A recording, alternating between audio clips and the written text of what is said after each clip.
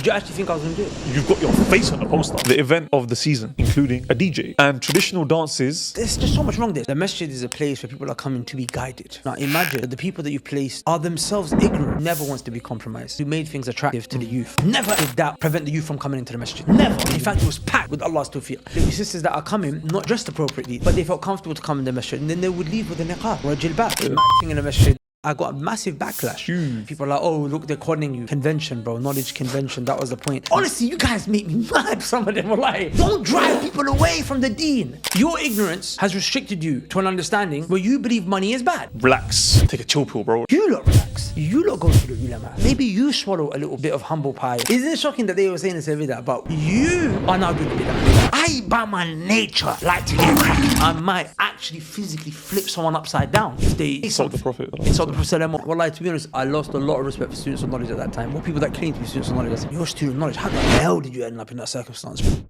For 10 years, I've held back sharing my true self with you guys. It's now that I've realized that that wasn't something that was good to do. But now I've decided to open up a lot more and share with you my real life, raw experiences. I'm going to be sharing insights with you with regards to my marriage, with regards to my businesses, my seeking knowledge, my friendships, my ups and downs, smiles and frowns, the betrayals that I've seen, what life in Dubai is like. I have just one request from you. If this is something that you'd like to see more of, click the subscribe button. The way that we will measure whether this is something that you guys want and are benefiting from is if that subscribe button is clicked and those numbers go up. If not, then we know that you guys want something else and we'll redirect and change course. So click that subscribe button. With that said, let's get back into the podcast and hopefully you guys are going to get some value, inshallah. Alhamdulillah, wassalatu wassalamu ala rasulillah, amma ba'd, assalamu alaikum wa rahmatullahi wa barakatuh. Welcome back to what might just be the penultimate episode of Chai with my Bhai. That's right, we locked off on our setup. We might also be locking off Chai with my Bhai. To find out more, make sure you tune into next week's episode. In today's episode, inshallah. I already announced yesterday we're locking off, by the way. You already announced it? On my channel. Okay, yeah. But not on the Initiation channel. Every now and again, I will get a text message from a random number that I haven't saved, and usually it would just be talking some smack. Just, you know, when we started at the Brothers Club, I don't know who started giving out my WhatsApp number. The guys messaging me saying, what are you guys doing? This is haram, the Brothers Club, and this and that, so on and so forth. Who knows? Maybe now some of those guys are members of the Brothers Club. Isn't it shocking that they said it was haram? Like, isn't that so weird? Bro. Like, what was haram? What was haram? Isn't it shocking that they were saying this every day? But what was... Okay, in the minute, like in the middle of the hype, everyone gets excited, right? Bidah, like someone... It's like how... You know, if someone just says, you know the Me Too movement? Yeah, Me Too, you raped me, right? Someone says that, for example. They say, this guy raped me. Straight away, what happens? People just assume that he did it. That he did it, right? It's like bidah, like without any understanding. Well, like, to be honest, I lost a lot of respect for students of knowledge at that time. Well, people that claim to be students of knowledge, I said, bro, you don't even know what bidah means. I don't know.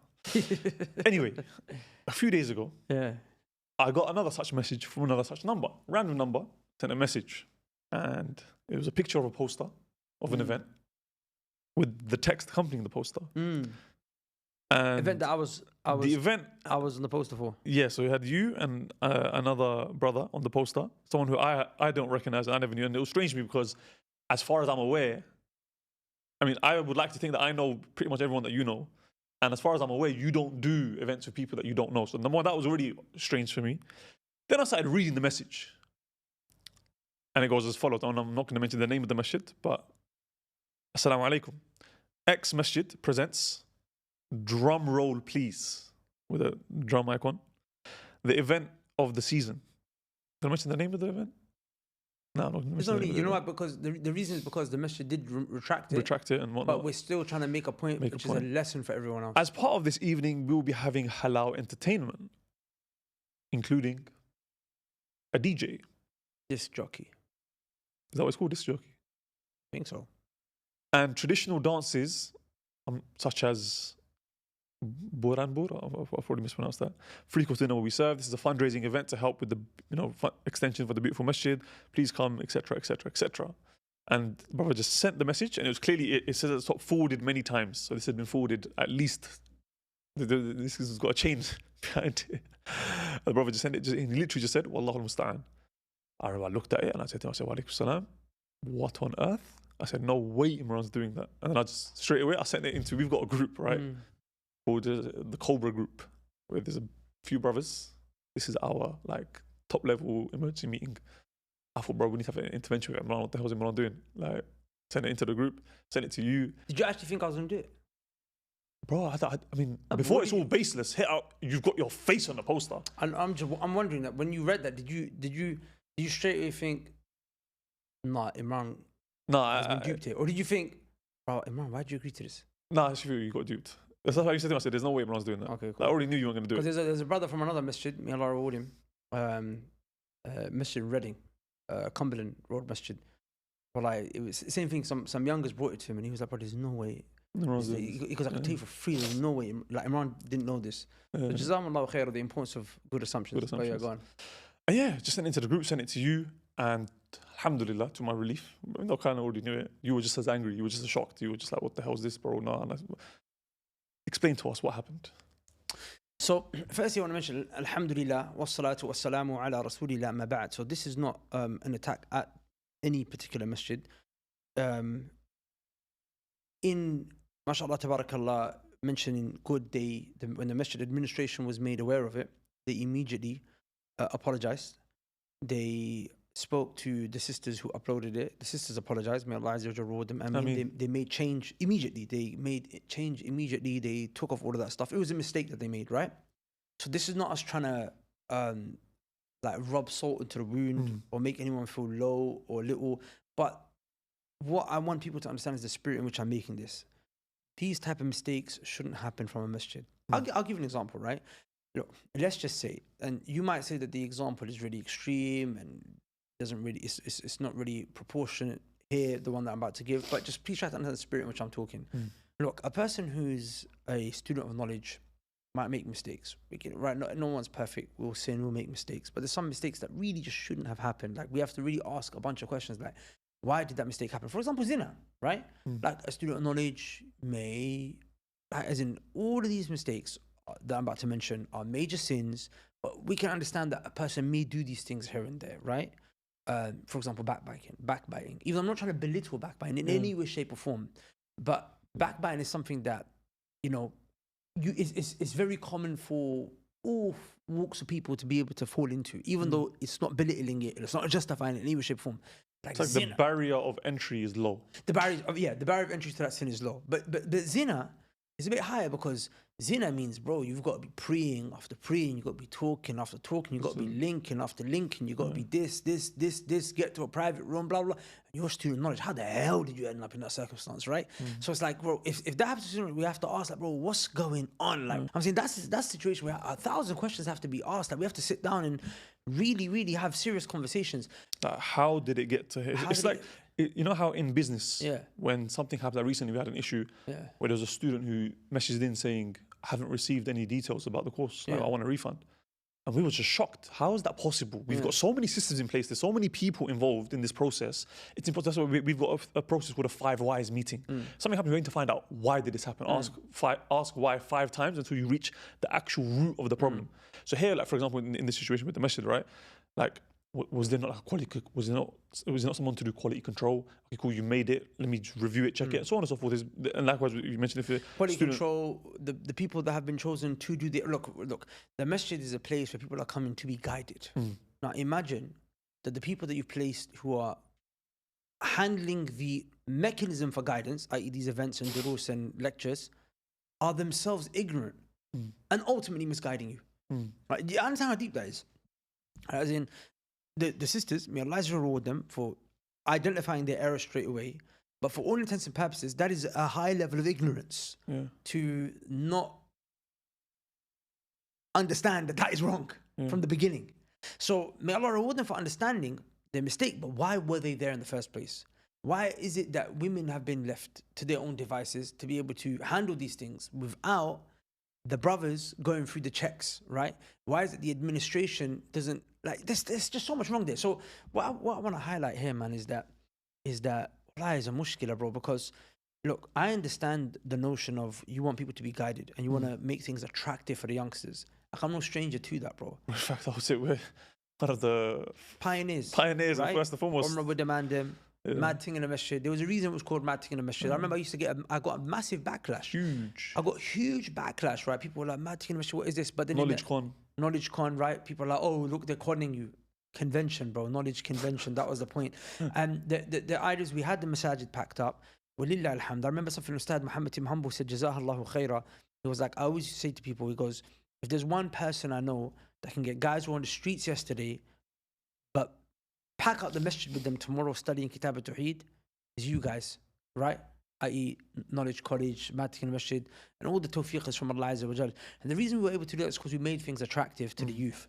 Now, here's the mushkila though, isn't it, akhi? Designer giveaways and right, yeah, we used to give away Umrah trips, designer handbags, designer shoes. We used to give them free food. We had an environment of love and brotherhood and sisterhood. And there'll be sisters that are coming that, you know, are not even dressed appropriately. Like, forget hijab, niqab, not wearing hijab, like as in wearing clothes that one would consider immodest, even by standards of a woman who's not wearing hijab, right? But they felt comfortable to come in the masjid, and then they would leave with a niqab or a jilbab, right? So I'm saying we had that with the permission of Allah Azza wa Jalla, and never wants to be compromised. Never wants to be water. In fact, we were actually very, very conservative and orthodox in terms of what you call manhaj, methodology, right? There was no watering down. There was no forget in terms of watering down in terms of halal and haram. Watering down in terms of manhaj, we're very strict. I was, to be honest, despite what some people might misunderstand in terms of recent years, in terms of manhaj, I was and have been very strict.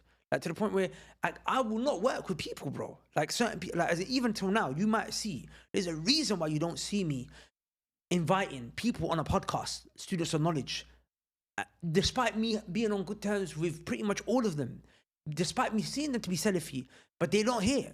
In fact, who's the only student of knowledge that you've seen on this podcast? Ustad Yassin and Saad, right? Apart from and Ustad Muhammad, right? Andalusi. Apart from that, bro, I'm not messing with anyone. There's reasons for it because, and it comes down to me because I personally have a very strict standard that I hold myself to. Now, with that said, never, ever did that orthodoxy, did that manhaj, a salaf, a salih, that by the book, right, prevent the youth from coming into the masjid. Never. In fact, it was packed with Allah's tawfiq. And that shows it because Mu'adh ibn Jabal radiallahu anhu, he said, Inna lil-haqqi nura. He said, the haqq, it has a light. And people are attracted to light. And also, it's not me that's doing the guidance. Allah is. Allah said, إِنَّكَ لَا تَهْدِي مَنْ أَحْبَبْتَ. Muhammad, you can't guide the one who you love. وَلَكِنَّ اللَّهَ يَهْدِي مَنْ يَشَاءُ. Allah guides whoever it is that He wills. So you might want to guide these people, but Allah is the one who's going to guide them. Your job is to direct them. Now, of course, I'm going to use whatever it is that I can do within my means that is permissible to bring them, right? So I don't become a fitna, pushing people away from these. Because look, at the same time, there's a hadith of the Prophet ﷺ, and now I want the people. Now I want to send some smoke to the other people, which is the guys where everything is haram, everything is bid'ah, right? The Prophet said, "Inna minkum lamunaffirin." Or kama qal. The Prophet said, certainly from amongst you there are those that drive people away. This hadith, wallahi, the Prophet sallallahu alaihi wasallam, sadiq al-masduq, kalimatu haqq, tustahaq and tuktaba bima'i dhahab. It deserves to be written with ink of gold. The Prophet says, certainly from amongst you are those. And who's the Prophet speaking to, by the way? Speaking to the Muslims. Speaking to the companions. Sallallahu alaihi wasallam. He says, certainly from amongst you are those who make the people run away, who drive the people away. So actually, look, what we understand is that we've got to make sure that we don't make people run away from the deen. We don't want to make things hard. Look at what the Prophet said. The Prophet said, yassiru wa la tu'assiru. Make things easy, don't make things hard. Bashiru wa la tunaffiru. Give glad tidings, don't drive people away. Honestly, you guys make me mad, some of them were like, don't drive people away from the deen. At the same time, the Prophet, this is the same Prophet who said, Man ahdatha fi amrina, man amila amala laysa alayhi amruna fahuwa rad. Whoever does an action that's not from my deen, then it's rejected. It's the same Prophet said, وَإِيَّاكُمْ وَمُحْدَثَاتِ الْأُمُورِ فَإِنَّ كُلَّ مُحْدَثَةٍ بِدْعَةٍ. Stay away from the newly invented matters because every single newly invented matter is a bid'ah. So, okay, cool. It's like, look, imagine there's a table, there's a circle here, right? Whatever's inside the table is allowed. But you guys are making a circle in here for some reason, that's smaller. And saying, bro, everything else, nah. Like, if it's off the table, like, people come with some new kalam that's just absolute nonsense, trash, not from this, then, bro, obviously that's outside. And you know what jars me, bro? Is a lot of the time, it's like, what is the circle? Now, there's some donnies that made their circle their masjid. There's some donnies that made their circle their 1-2 sheikhs. But it's not even that. There's some donnies that made the circle just what they know. You're jahil, that's your problem, not mine. Right, I'll give you an example. Like, for example, like, okay, I'll give you an example. One of the things that, let me not give a real life example, because I don't want anyone to think I'm sending smoke their way. But let's use the Brothers Club, for example. Okay. This is new to you. Okay. Money. Let's use money as an example. Why are people pushing people? Why are people pushing people to money? Right? Aren't we supposed to turn away from the dunya? Zuhud, absolutely right.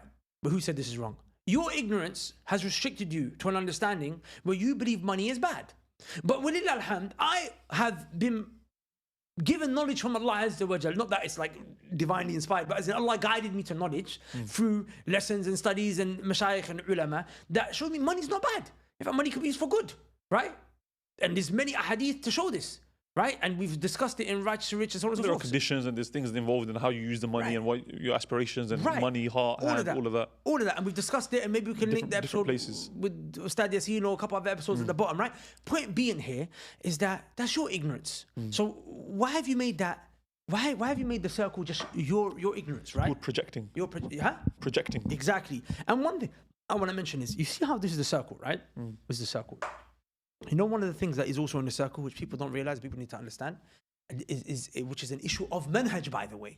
It's an issue that you've become extreme on this. You yourself can become mubtadi' and you don't even realize, right? Which is that there is something called ijtihad. Something called da'iratul ijtihad. I don't want to become too technical or complicated for people, but what is ijtihad? Ijtihad is, look, in the Sharia there's some things that were clearly mentioned, this is haram. For example, it's clearly mentioned, the backbiting is haram, right? It's clearly mentioned, for example, you have to give zakat, right? And it was mentioned you have to give zakat on gold and silver, right? Gold and silver, right?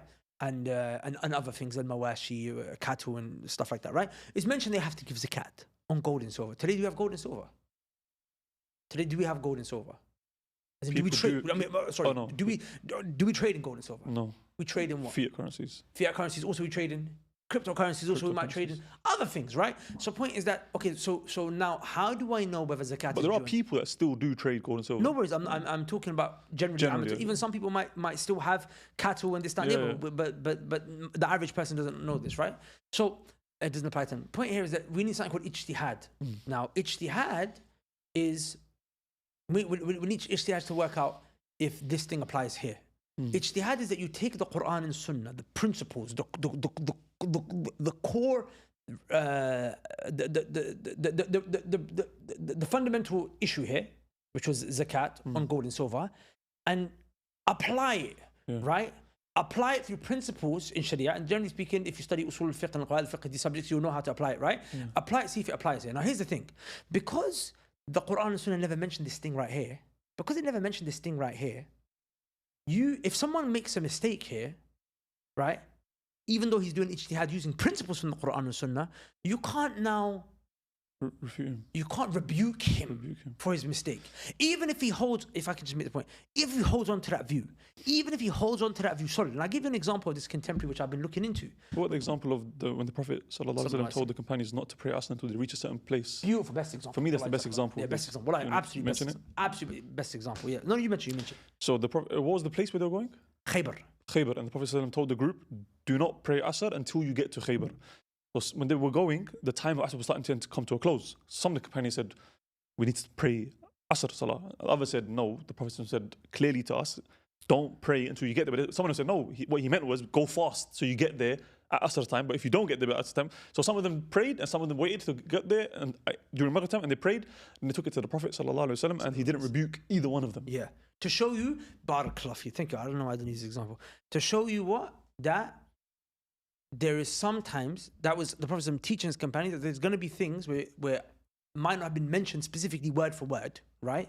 But you're going to take this, you're going to take the principles of the Quran and Sunnah to apply. So the ones who were like, no, we have to pray here. We can't, even if we're not in Khaybar. They're taking ayat like inna salata kanat ala mu'minina kitaban mawquta, which is that the salah has been prescribed at a particular time, right? So they're saying the Prophet said go pray in Khaybar, but they're sticking to, but the salah is prescribed at a particular time. So they've taken these two, this hadith of the Prophet and this ayah, and then the way they've reconciled is that the Prophet is telling us go fast. But at the end of the day, we can't miss the salah. But the others are taken, for example, when Allah is making it clear, ati'u Allah, ati'u Rasul, obey Allah and obey the Messenger, and don't come against the Messenger and don't respond back to the Messenger, so on and so forth. And they're like, the Prophet said, pray in Khaybar, so we're not going to pray before Khaybar, even if the salah time is missed. Point being is they're both using evidences, and that's the key. This is the point that I should have mentioned earlier, is that both parties are, what are they doing? They're using evidences to get to this conclusion, right? Okay, now beautiful. Here's the thing now. Part of this scope here, and sorry, I know it got a bit technical, but you know, like, well, we can't be dumb, man. We have to raise our levels a little bit if you actually want to learn the deen. It can't all just be stories and not fairy tales, but like and tales all day. Part of this circle is something called da'iratul ijtihad. Okay, the circle of ijtihad, which is, for example, that you might believe something is haram, or you might believe something is a bid'ah, right? Not something that's agreed upon bid'ah, not something that's outside the scope. But what makes it outside the scope? If it goes against the unanimous consensus, or if there's no evidence for it, right? Or like Mawlid, for example, celebrating the Prophet's birthday. Right, or if it's shadh, like an anomaly, something that no one from the previous scholars ever said. Or you trying to use an evidence in a way that's never been used, right? For example. So, okay, look, there's details to this stuff. I want you to just understand I want people to understand the spirit in which I'm talking. So if something is in da'iratul ijtihad, okay, bro, why are you going to make an issue? I'm saying even if you believe that it's haram, you can have a conversation with the person and you go can back even and forth with publicly them say, I believe this is haram. Yeah. But the way that you do it, in terms of like your understanding, like for example, I saw a beautiful video by Sheikh Sa'id Turki al-Kathlan on the issue of investments. You know investments in terms of stocks, right? And the majority of scholars, contemporary scholars, they mention that, you know, investing in stocks in which there's even a small amount of riba, right, is haram. That's the view of the majority of scholars. But there's a minority who believe that it's what? It's permissible, and then they bring evidences for it, right? Now, I've been looking into it, and I'm very much inclined towards the view of the majority of contemporary scholars who said it's haram, right? But I just love the way the Shaykh answered the question. He said, look, there's two groups of ulama who've discussed this issue. He's shown respect to both sides. He's saying this group has what? Mentioned these evidences. This group mentioned these evidences. He goes, I'm with this group. And then he even said, by the way, if you take the fatwa of those, even though he disagreed with them, he's saying, by the way, just make sure you do X, Y, Z because these are some conditions that are connected to that. Like, it was just the way he approached it. It was not like I'm sticking it down your throat, because at the end it is an issue of ijtihad, right? So let me give you an example. Like in da'wah, which one of the things that I was kind of told, which was wrong. One of my teachers, and he believed that doing acting, right? Doing da'wah through like acting and stuff like that is a bid'ah. Doing da'wah through acting? Yeah. Or promos? Doing actual da'wah through acting. Actual da'wah? Actual da'wah through acting is a bid'ah, right? Okay. It's an actual bid'ah. So he said that acting and da'wah is what? Bid'ah. Right? So I remember we done that. Like, I remember there was a particular project we spent a lot of money on, bro. We spent crazy money. I think we must have spent £10,000 to £20,000 on getting a production made in Dubai. Brother Muslim Bilal was doing the directing and everything. We had a cameraman come. Like, do you remember like the villa? It was a massive thing, right? And then I was told the bid'ah. And then, okay, what's a bid'ah? What's a bid'ah? Something to get closer to Allah, right? That the Prophet could have done, but he didn't do. Would acting for da'wah? Right. So then the Sheikh asked me, he said, are you trying to get close to Allah through this? Yes. As in, you're trying to teach people deen through da'wah, right? Did the Prophet ever teach people through acting? Did he ever do that? No. Not that I know. Is there any dalil where acting took place to teach people? Not that I know. No. So I was like, yeah, you're right. I'd had that difficult conversation. Brothers, kill off the project. That's 10, 20 racks gone down the drain. But it's cool. You know why? sticking by the Quran and Sunnah. Oh, okay. I'm so confused. I thought you were going to make the point that you're No. going to say, oh, no, now I realized. Yeah, now I realized. So I'm coming to it. and it's shocking when you hear the dalil of the other side. And then it's even more shocking when you hear the Shaykh who said it. Who's the other Ibn side? Uthaymeen. What did he say? He said, well, don't we have examples of angels coming in the form of men? Teaching lessons? Like Jibreel, alayhi salam, when he came in the form of a man to teach, he's saying, was that not Jibreel, alayhi salam? In the famous hadith of Jibreel, when he came and he said, oh Muhammad, akhbirni anil Islam, akhbirni anil Iman. And what was that? If that wasn't an act, if that wasn't one man. I don't know if you call that acting, bro. Well, Shaykh Ibn Uthaymeen, right? Really? Go look up the fatwa. Tamthil. I remember this a couple of years ago, I looked at this. Not just that, in Surah, what's it? Surah. And it's have promos. No, hear me. Where it's not the da'wah But you don't itself. understand, this hadith is the hadith of the deen. Because what did the Prophet say at the end? Atakum Jibreel yu'allimukum deenakum. Jibreel came to teach you your I'm not disputing that. Your deen. Yeah, I've never heard that hadith applied in that way. But that's what I'm saying. But I'm saying, Okay, what is it? Okay, look, today you will call, I'm saying, by the way, what I want people to understand is I'm not talking about Hollywood, I'm not talking about, explosions and this, that, and the other. What I'm talking about is a role play to teach someone. Like, for example, let the sunnah go forth with you. That's what I'm talking about, role play. Role play is acting, right? I'm saying... you know what it is? The term acting, has connotations. people will spin it. You're right. Like role plays, like for example, that video that went viral of us during lockdown, Chama, when I was asking you the questions of the grave, just to demonstrate that. Like, imagine you weren't able to open your eyes. That was a role play. I don't know. You know what it is? I thought it called that acting. But look, that's what I'm saying. But I understand. You feel uncomfortable with the word, but it's acting. That's what it is. Yeah, but I feel like what you're talking about, we went to Dubai and recorded that. I don't know if that would come under that. But okay, look, one second. Yeah. I'm gonna come to that I do feel like that was wrong looking back at it. No, but what I'm saying is, what you have to now show me dalil to show that that's a bidah. Because what I'm saying is, this is what qiyas is, isn't it? This is what ijtihad is, isn't it? And I'm not saying I'm doing ijtihad. I'm not saying I'm doing the qiyas, which is why I haven't got back to it. Because I remember I spoke to one of the mashayikh after I researched this stuff, and I said, you know what? I want to go meet some mashayikh and talk about this in a lot more detail, a lot more depth, right? Before I can come to a conclusion. I know who else said it. Was it only Ibn Uthaymeen? No, there's a few. What were the conditions that they mentioned and Ibn the application of it? As well. Everything. He mentioned the conditions as well. Okay. He mentioned the conditions as well. Some people, what they do, unfortunately, is they'll get like a one-liner from a sheikh and they'll just apply it to 100%. to their things. This is halal. There's an audio. I even heard the audio of the sheikh talking about it on YouTube. So point being is, and he mentioned many examples. Not just that. You know what he says? He says the examples, the analogies that Allah gives. For example, when Allah subhanahu wa ta'ala says... That's speaking in a parable. Right. And he says... acting. But أخي what's العلة? الحكم يدور مع علة قاعدة فقهية, right? The ruling goes around the reasoning. So what's the reasoning behind the illah? It makes it easier for people to understand, as in for the examples. Right, so I'm not going to commit to what it is because again, you look at the books of tafsir and whatnot and so on and so forth. But point being is that the point that Ibn Uthaymeen is trying to make here is that what he's trying to connect the dots between is parables that Allah Azza wa Jalla gives in the Quran, right? And examples of angels coming in forms that they are not, and they are manifesting a conversation or a situation which is not their reality to teach a point. Constructed, right? Right? It's constructed. It's that this is something that falls under acting that falls under. Interesting line of thought. Yeah. Do you understand? So my point is now, I'm not saying I'm acting, and I'm not saying that let's do this, and I'm not encouraging anyone to do it, and I'm still saying do your research, and I'm not saying take my kalam and run with it, because I myself, after doing this research, didn't change my position. But I said, you know what? Wow. Mad. That's what I said. I said, you know what? There's something called da'iratul ijtihad. Right? There's something called the scope of reasoning. Do you understand? Yeah. So point is that now when we come to like this, do you understand?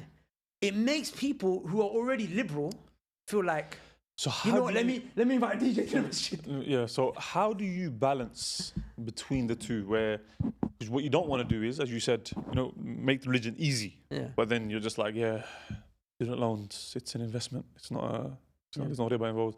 Mortgage, it's the first one, it's okay, just get it. Or you're investing in stocks, 20% riba is okay, as long as it's not more than 20% riba, it's fine. you know, oh, you want to sell alcohol and pork? Oh, just beep. You're not selling it. You're just scanning it. How do you then balance between that?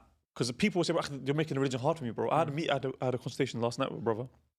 Very tough. You know, like when a brother, he himself is saying it, yeah, bro, I work in finance and banking, is haram, riba, blah, blah. I want to leave. Like, what do I do? Like, kind of just have to leave. Like, you know, like, of course you got family. They start looking into it. Like, I just said to him, and it's funny because every time you get what do I actually do? And eventually, I was kind of beating around the bush, not a little bit. I mean, it will come out soon on my channel, you see it. But then I was just like, I'll keep it real with you, man. Like, if it was me, your situation, I would leave. Like, the minute I realized it was haram. But I said, look, the reason why you realized it's haram is because your iman increased. He said, I've started learning more about the religion, this, that, blah. I said, that same thing that caused you to realize it's wrong, if you keep doing it, eventually you yourself, your iman will not allow you to be in that situation. You yourself will leave of your own accord. You know, but I do empathize and I do understand. Actually, man saying, I've got bills. Like, you know, I've got this and this and this and family, children, everything. Like, it's not easy. I said, the first thing, but minimum you have to do, you have to leave mentally. You have to make a commitment to Allah. Allah, I'm leaving this job. I'm going to find something else at the very least in the meantime. But you need to work towards leaving that job as soon as possible, man. But so how do you... He needs to leave right now. He needs to leave right now. That's what I said to him. But the point is, how do you then balance between making the religion easy for people and also not compromising? Like, what's the guidelines? So, look.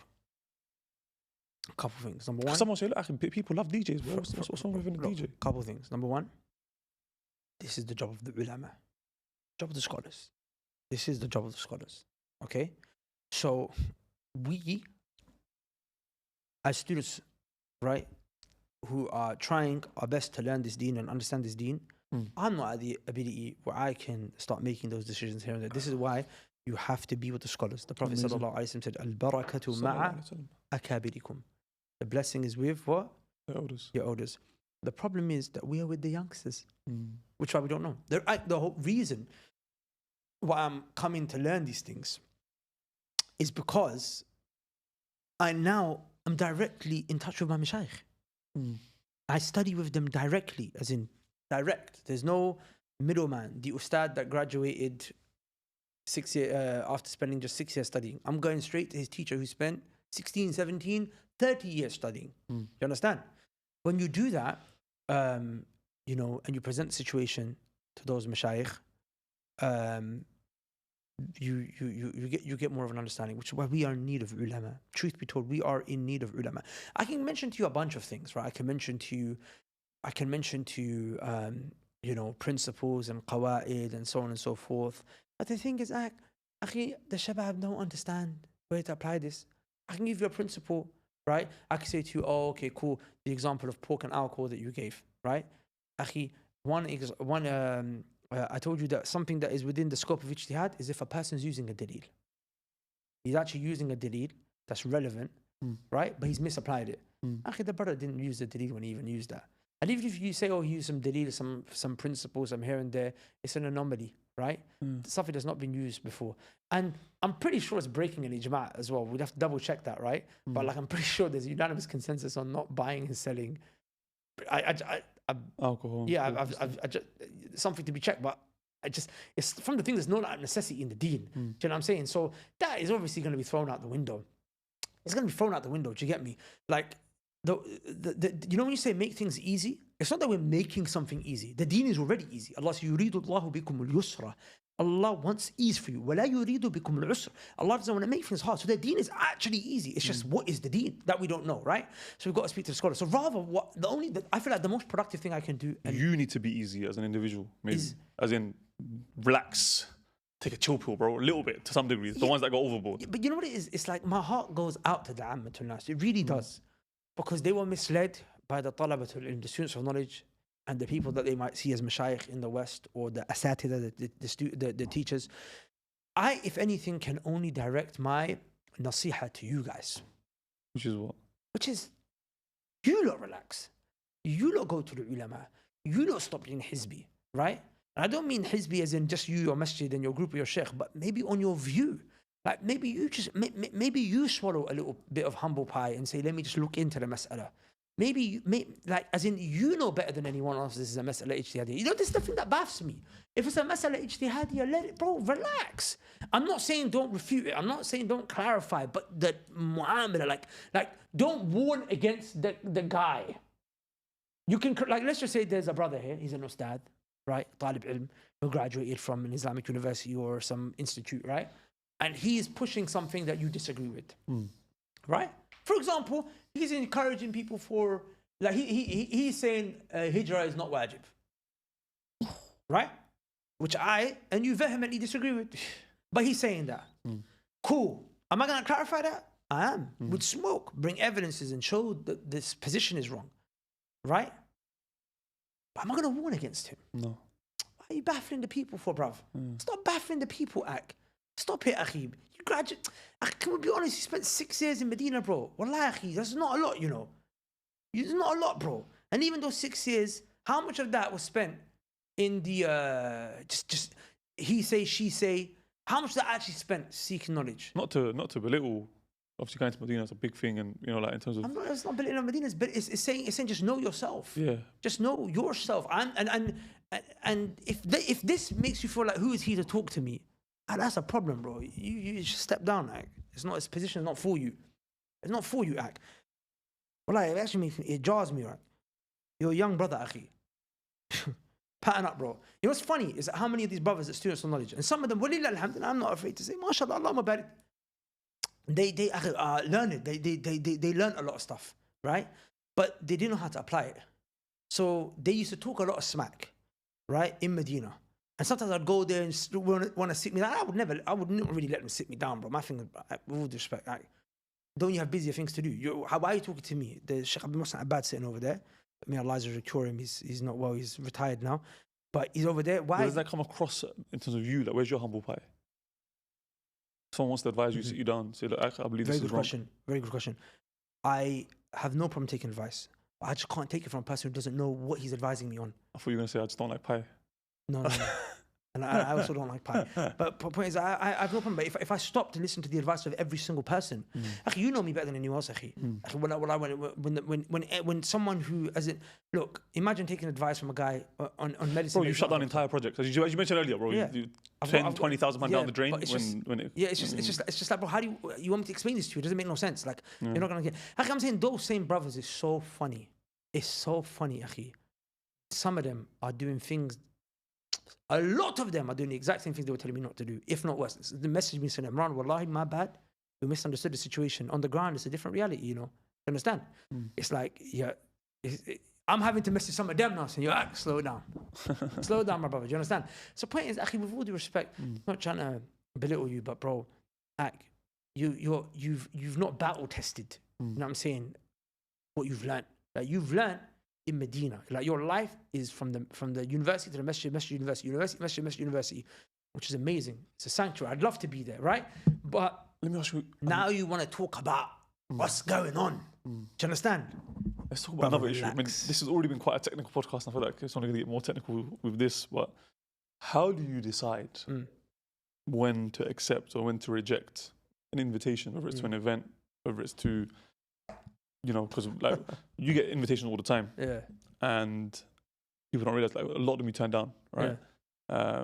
Sometimes we'll see brothers who we know very well, and they're, you know, very beloved, they're brothers of ours, and I've seen you know, sharing a platform with some next dons, you know, like, and I'm just like, whoa, how did that happen? And you know, and people don't realize we have so many discussions behind the scenes, heated discussions, like where it's just like, bro, like, why did you do that? And there's behind the scenes, there's a lot that goes on.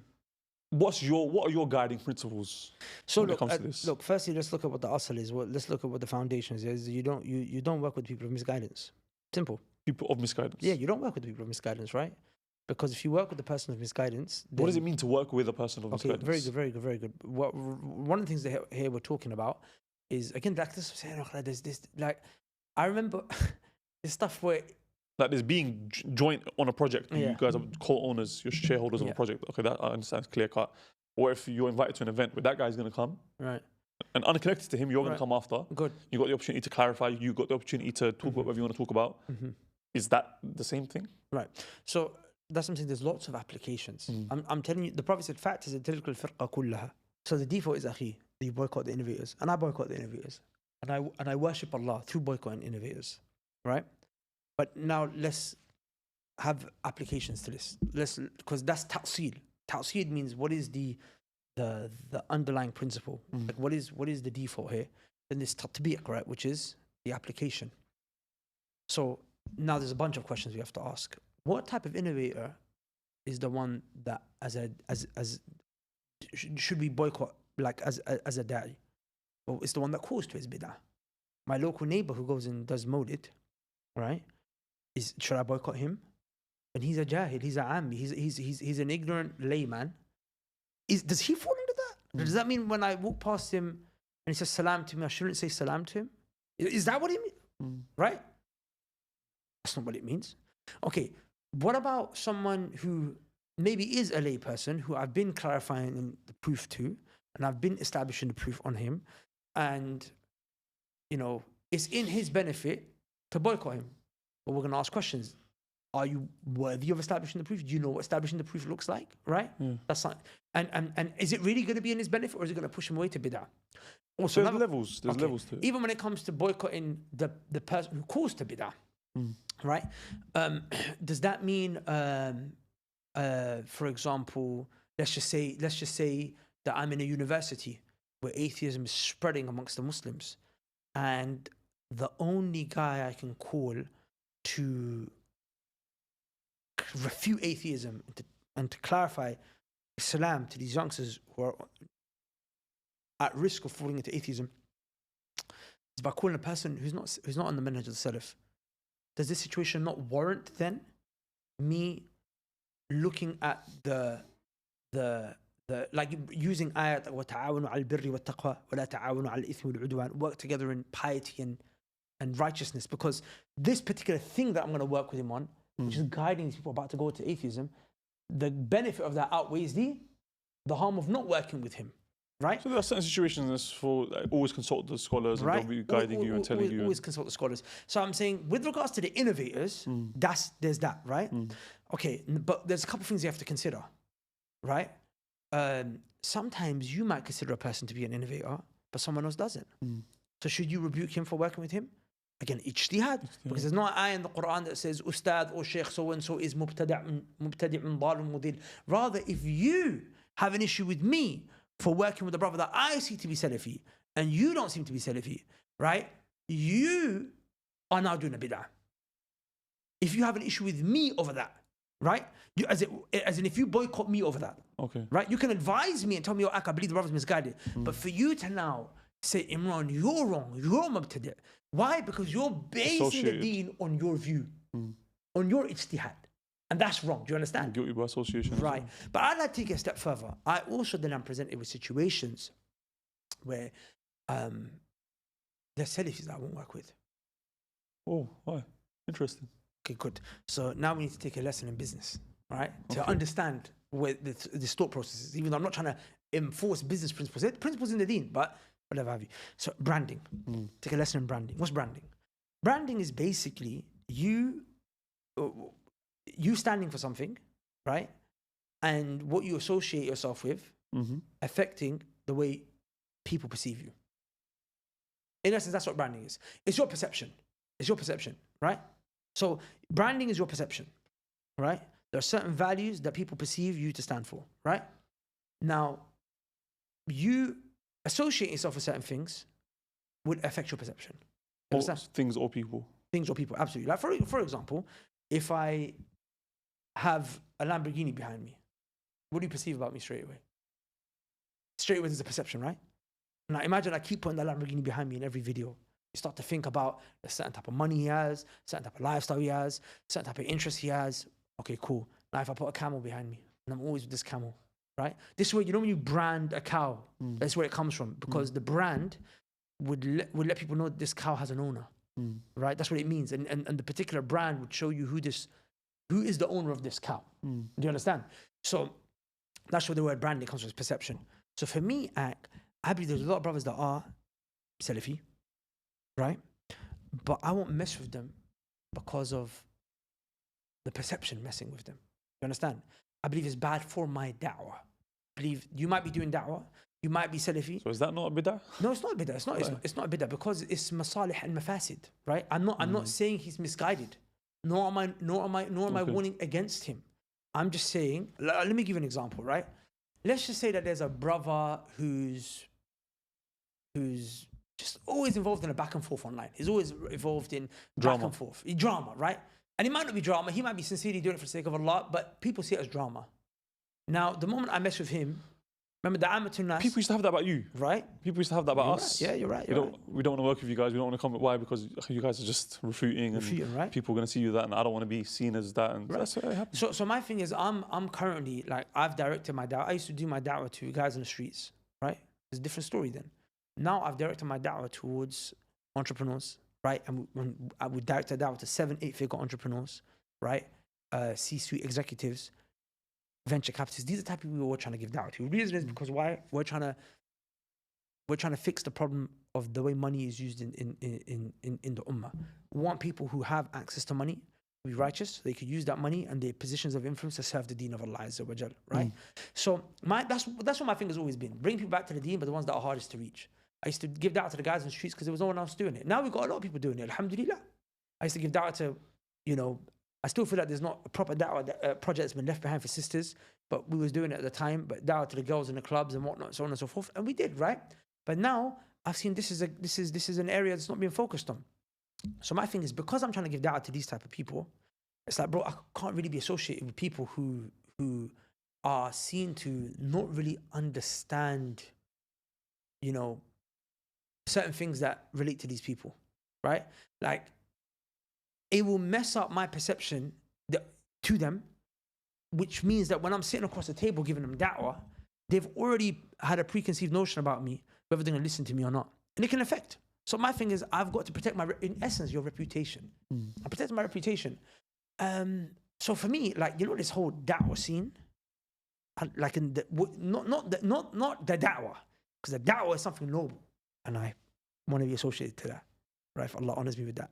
But what you know as the da'wah scene and the individuals in the da'wah scene, I want nothing to do with that. Or them. There's not one person. A lot of it's a joke anyway. And a lot of it is not a joke.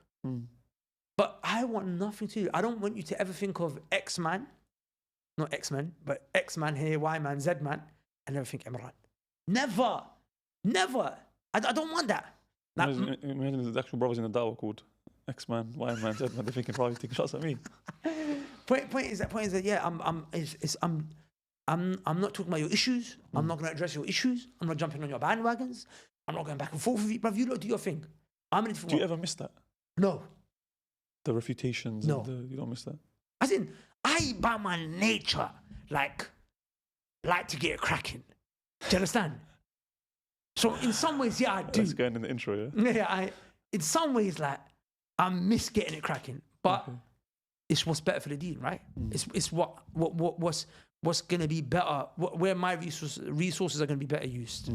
And I feel like, one thing I realize is that, things